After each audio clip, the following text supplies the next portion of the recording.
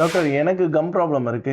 என்னோட குழந்தைங்களுக்கும் இந்த மாதிரி கம் ப்ராப்ளம் வருமா அப்படின்னு கேட்டா, கம் ப்ராப்ளம் வந்து ஹெரிடிட்டரியா வர்றதுக்கான வாய்ப்புகள் நிறையவே இருக்குங்க.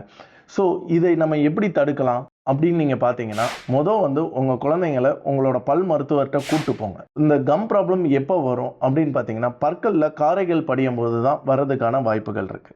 ஸோ இந்த காரைகள் படியாம இருக்கிறதுக்கு என்ன பண்ணணுன்றது சொல்லுவாங்க. இன்கேஸ் காரைகள் படிஞ்சிருந்துச்சுன்னா ப்ரொஃபஷ்னலாக க்ளீனிங் சொல்லுவாங்க. ஸ்கேலிங் ஆர் டீப் ஸ்கேலிங் சொல்லுவாங்க. அதை வச்சு கம்ப்ளீட்டாக க்ளீன் பண்ணிடுவாங்க.